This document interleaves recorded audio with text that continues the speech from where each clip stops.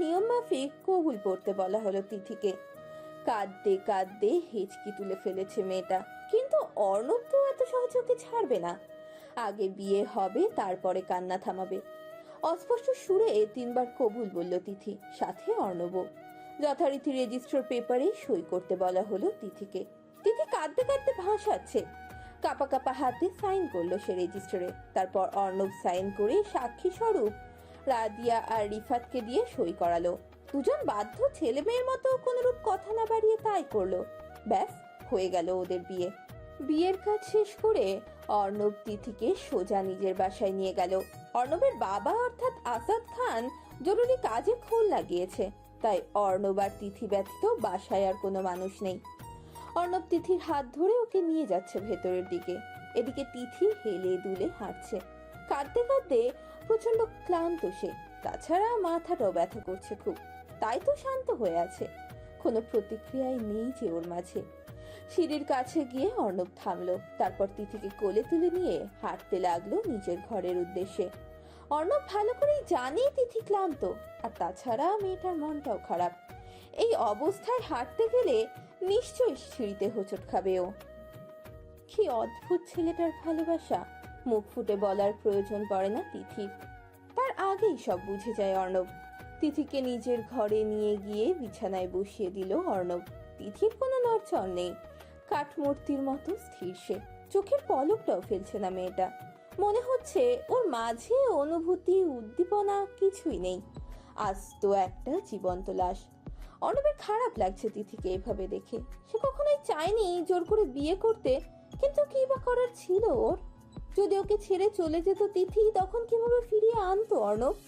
আর কোন অধিকারেই বা আটকাতো তাকে? সবটা ভেবে পরিশেষে বিয়ে করার সিদ্ধান্ত নেয় অর্ণব। বেশ ভালো করেই বুঝতে পারছে অর্ণব যে আজকে সে যা করেছে তার জন্য অর্ণবকে ঘৃণা করবে তিথি। আর এমনটাই যদিও স্বাভাবিক, তবে এসব নিয়ে অর্ণব একদমই ভাবছে না। ঘৃণা করুক বা অবহেলা, এখন থেকে সারাটা জীবন তিথি পাখিকে সব সময় চোখের সামনে দেখতে পাবে, সব সময় ওর সাথে থাকবে ভাবতেই খুশিতে উতলে উঠছে ছেলেটার মন। শীতল উদ্দীপনায় আবেশ জাগাচ্ছে অন্তরে। এই যেন এক পরম স্বর্গীয় সুখ। অর্ণব তিথির সামনে হাঁটুর উপর ভর করে বসলো। তিথি দুহাত আলতো হাতে ধরে ঠোঁট ছোয়ালো হাতের তালুতে। আর ঠোঁটের স্পর্শ পেয়ে এবার একটু নড়ে চড়ে উঠলো তিথি। অর্ণবকে এভাবে সামনে বসে থাকতে দেখে প্রথমে একটু অবাক হলেও পর মুহূর্তেই রাগে জ্বলে উঠল তিথির সারা শরীর। জোরে ধাক্কা দিয়ে সরিয়ে দিল অর্ণবকে। দূরে থাকুন আমার থেকে। তিথি তিথি এবার জোরে জোরে কান্না করতে শুরু করলো। অর্ণব উঠে দাঁড়িয়ে তিথির চোখের পানি মুছে দিতে গেলে তিথি ভয় পেয়ে সরে গেল। আমি বললাম না আমার কাছে আসবেন না। অর্ণব মৃদু হাসলো, অভয় দেখিয়ে বলল, ভয় পেও না, আমি তোমার জোর করে বিয়ে করেছি ঠিকই, কিন্তু কাওয়ার্ডদের মতো জোর করে স্পর্শ করব না। অধিকারটা ভালোবাসা দিয়ে আদায় করে নেব, জোর করে নয়। আর এক সেকেন্ডও দাঁড়ালো না অর্ণব, দ্রুত পায়ে হেঁটে চলে গেল সে। তিথি এবারও বিছানায় মুখ গুজে কান্নায় ভেঙে পড়ল। মস্তিষ্ক কিছুতেই মেনে নিতে পারছে না এখন সে অর্ণবের বউ। হুট করে বিয়ে হয়ে গেছে ভাবতেই রাজ্যের কান্না ভর করছে চোখে। প্রায় ঘন্টা দুয়েক পর অর্ণব ঘরে ঢুকলো, হাতে ভাতের প্লেট। দুপুর হয়ে গেছে, তাই তিথির জন্য খাবার নিয়ে এসেছে সে। অনেক কেঁদেছে মেয়েটা, শুরু থেকে কতটা এনার্জি অযথা অযথা ব্যয় করেছে। এখন যদি না খেয়ে থাকে তাহলে তো শরীর খারাপ করবে, অসুস্থ হয়ে যেতে পারে। আর এই সকল দিক দিয়ে অর্ণব খুব ইনসিকিউর, কোনো রূপ রিস্ক সে নিতে চায় না তিথিকে নিয়ে। অর্ণব ঘরে ঢুকে দেখলো তিথি বিছানায় উপুর হয়ে শুয়ে আছে, কাঁদতে কাঁদতে ঘুমিয়ে গেছে মেয়েটা। ইস, চোখ মুখের কি বিধ্বস্ত অবস্থা, মাত্র একবেলাতেই শুকিয়ে গেছে। ফর্সা চেহারার মলিনতা ভর করা হলদে হয়ে গেছে মুখটা। অর্ণব বিছানায় বসে তিথির গালে হাত বুলালো, চুলগুলো সব সরিয়ে দিল। আর তখনই সজাগ হয়ে উঠল তিথি। অর্ণবকে বসে থাকতে দেখে হুড়মুড়িয়ে শোয়া থেকে উঠে বসলো সে। অর্ণব মিষ্টি করে হাসি দিয়ে নরম গলায় তিথিকে প্রশ্ন করলো, উঠেছ? সরি, তোমার ঘুম ভাঙিয়ে দিলাম, খেয়ে নাও, তারপর আবার ঘুমিও। তিথি এক রাশ জেদ নিয়ে শক্ত গলায় বলল, আমি খাবো না, আমি আম্মুর কাছে যাব। যেও আগামীকাল, আমি নিজে তোমায় নিয়ে যাব। এখন ভালো মেয়ের মতো খেয়ে নাও। তিথি ঠায় বসে আছে। বড্ড জেদি মেয়েটা। এত সুন্দর করে কথা বলার পরও একটা কথাও কানে তুলল না। তবে অর্ণব তো কম জেদি নয়। তিথিকে না খাইয়ে এক চুলও নড়বে না সে। অর্ণব তিথির সামনে শক্ত হয়ে বসলো। তারপর হাত দিয়ে মেখে খাবারের লোকমা তিথির সামনে ধরলো। হা করো। বললাম না আমি খাবো না, বাংলা কথা বোঝেন না আপনি? বাংলা আমি ঠিকই বুঝি, তবে আমি রাখলে কতটা খারাপ হতে পারে তা বোঝাতে চাই না। চুপচাপ খেয়ে নাও, নয়তো ফল খুব খারাপ হবে। আপনি যা করছেন তাতে খারাপ হওয়ার বাকি আছে নাকি? একদম বেশি আধিক্যতা দেখাতে আসবেন না বলে দিলাম। একদিন না খেলে মরে যাব না, আর তাছাড়া আমি অন্যের বাসায় খাবার খাই না।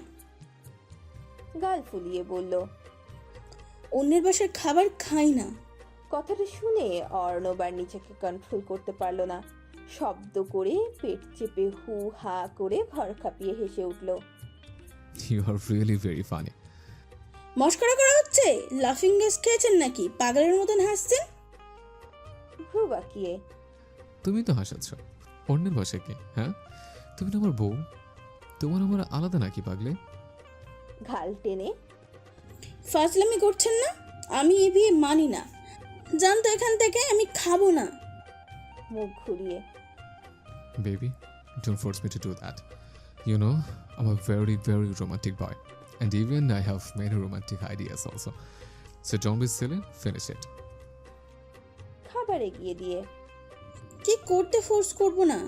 কি করবেন শুনি? রোমান্টিক বয়? রোমান্টিক না ছাই, আপনি একটা লুচু বয়। বুঝেন লুচু কাকে বলে? মিথ্যে অ্যালিগেশন লাগিও না। সত্যি কিন্তু উল্টোপাল্টা কিছু করে ফেলবো, তখন আর কিছু বলতেও পারবে না। চুপচাপ খাও তো। খাবার খাওয়ানোর প্রচুর রোমান্টিক টেকনিক আছে, তুমি কি চাও সেগুলো তোমার উপর অ্যাপ্লাই করে?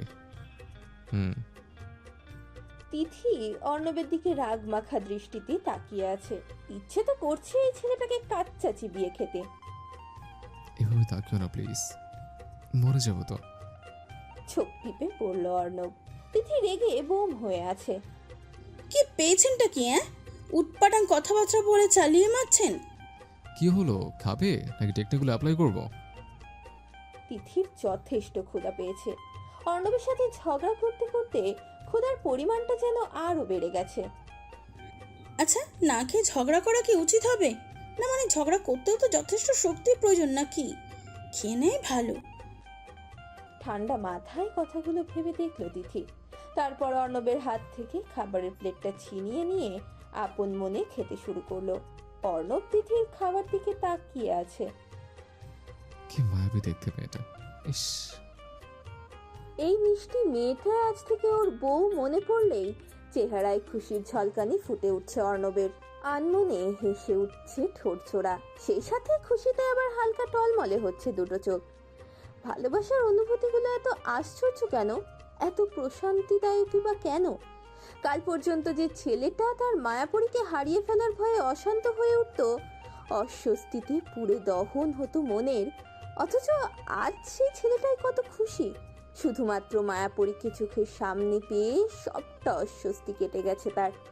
হারিয়ে ফেলার কোনো ভয়ও নেই মনে, আর না আছে কোনো কষ্ট। কি নিদারুণ অনুভূতি কাজ করছে তার ভেতরে। সূক্ষ্ম ব্যথায় জ্বলছে বুক, আবার একটু হাসছেও। হঠাৎ আবার নিজের সব উদ্ভট কার্যকলাপে হতভম্ব হচ্ছে নিজেই। আচ্ছা, তিথি কি তাকে পাগল করে ফেলেছে? তবে কি সর্বনাশী ভালোবাসা শেষ পর্যন্ত সর্বগ্রাস করে ফেললো তাকে? হয়তো পাগলামি ভরা হাসি, মাতাল হওয়া মন আর শিহরণ পাওয়া অনুভূতি, এই সবটাই ভালোবাসার দগ্ধ হওয়ারই উদাহরণ।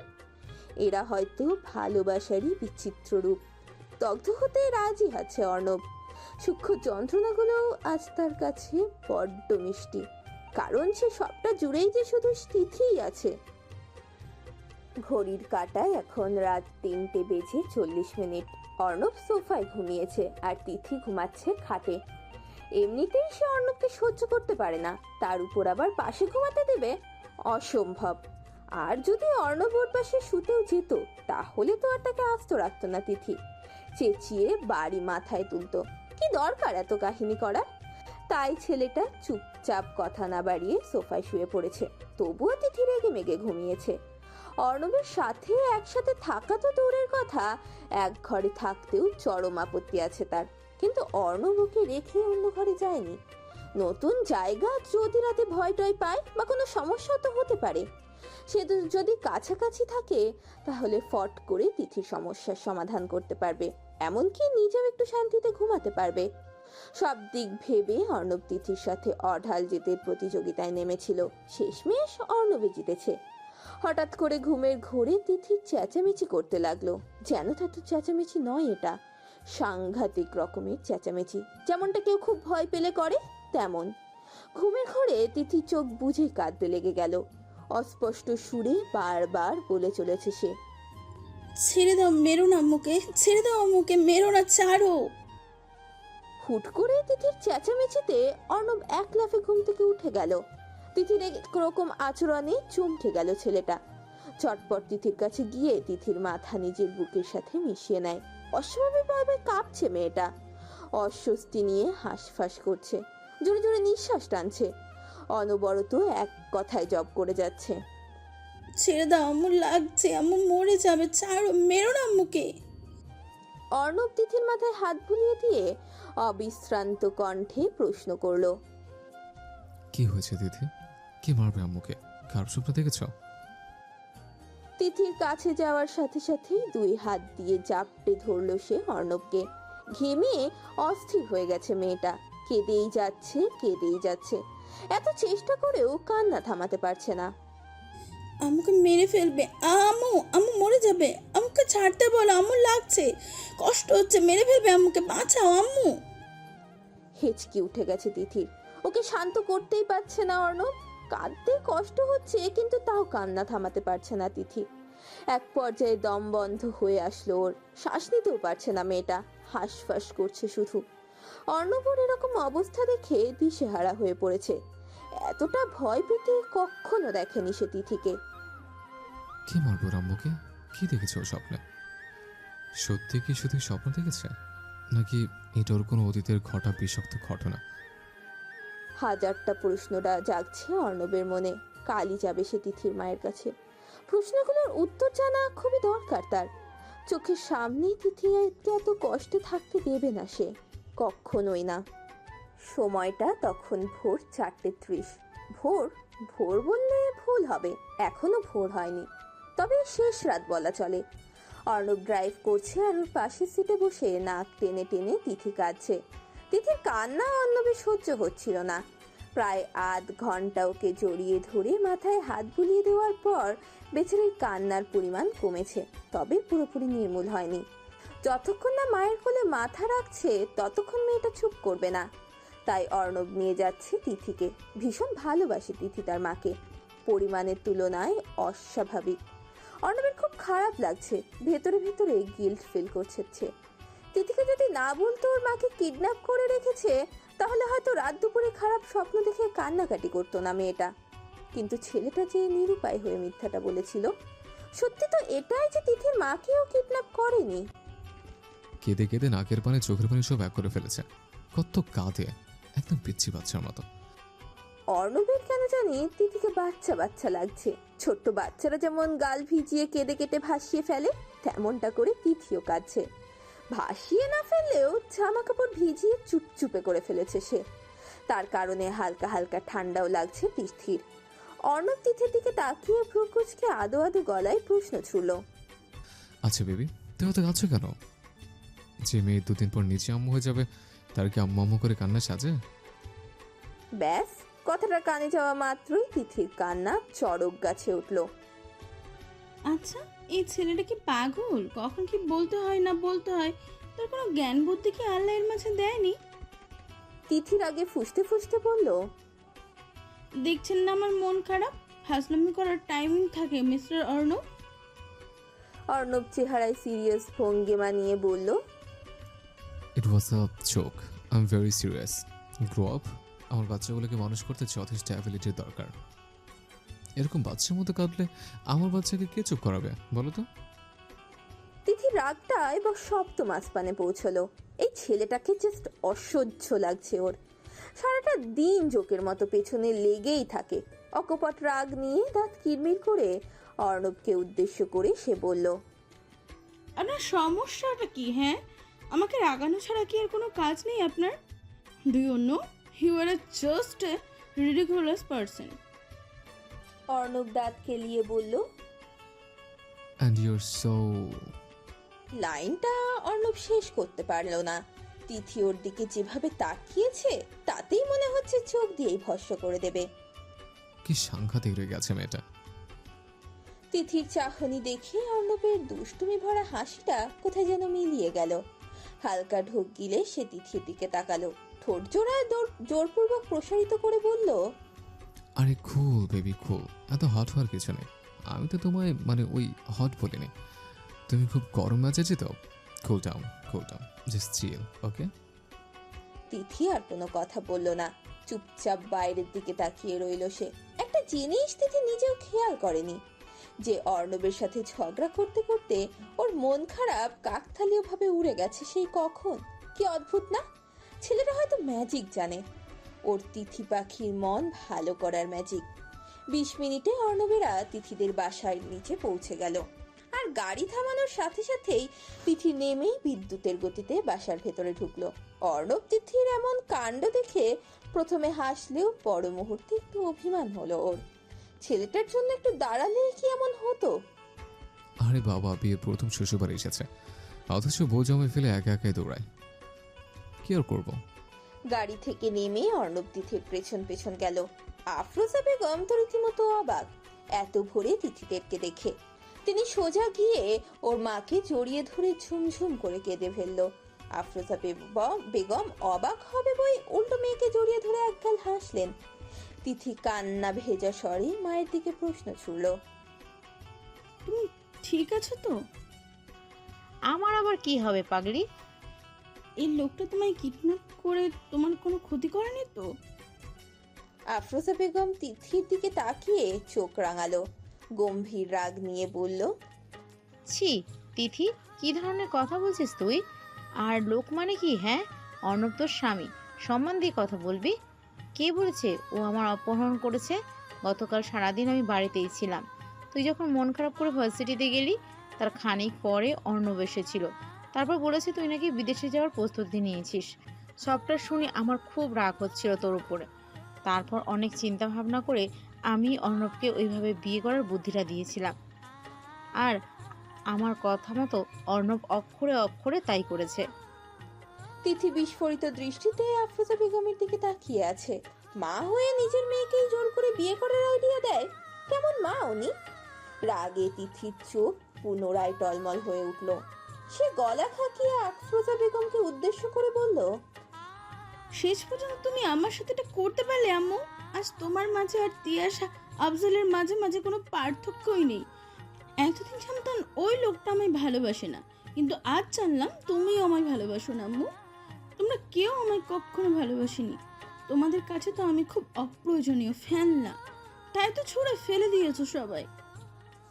তিথি কাঁদতে কাঁদতে দৌড়ে ঘরে চলে গিয়ে শটান করে দরজা বন্ধ করে দিল। আফরোজা বেগম তিথির পেছন পেছন গিয়ে দরজা ধাক্কাতে লাগলেন। তিথি এরকম করে না মা, আমার কথাটা একবার শোনো। আমি যা করেছি সবটা তোমার কথা ভেবেই করেছি। দরজা খোলো মা, এরকম করলে তোমার মাথা ব্যথা করবে শোনা। ভেতর থেকে কান্নারত অভিমান কণ্ঠের আওয়াজ আসলো, আমায় নিয়ে আর কারো ভাবতে হবে না, চলে যাও এখান থেকে। আমি আমার মতন থাকতে জানি, কাউকে প্রয়োজন নেই আমার। আফরোজা বেগম হতাশ হয়ে পুনরায় ড্রয়িং রুমে চলে এলেন। এতক্ষণ অর্ণব নীরব দর্শক হয়ে দেখছিল সবটা। মাথাটা হ্যাং হয়ে আছে ওর। তিথির বলা কথাগুলো সব মাথার উপর দিয়েই গেছে। অর্ণব তিথির মাকে সোফায় বসলো। তিথির মায়ের মুখটা শুকিয়ে মলিন হয়ে আছে, চোখের কোণে জমে আছে টলমলে পানি। অর্ণবের খুব খারাপ লাগলো তা দেখে। বড় ঘরের ছেলে হয়েও অনুপরিমাণ অহংকারও নেই অর্ণবের মাঝে, কারণ অর্ণব সম্পূর্ণ ওর মায়ের আদর্শে বড় হয়েছে। ওর মা খুব ভালো মানুষ ছিলেন, তাই হয়তো অর্ণব অবিকল উনার মতো হয়েছে। তিথির মাকে দেখে অর্ণবের নিজের মায়ের কথা মনে পড়ে যায়। তাই আজ উনার শুকনো মুখটা দেখে ছেলেটা নিজের ভেতরে কেমন যেন কষ্ট অনুভব করছে। অর্ণব তিথির মায়ের সামনে হাঁটু ভর করে হাঁটু গেড়ে বসলো। তারপর আফরোজা বেগমের দুই হাত নিজের হাতের মাঝে নিয়ে আবেগী সুরে বলল,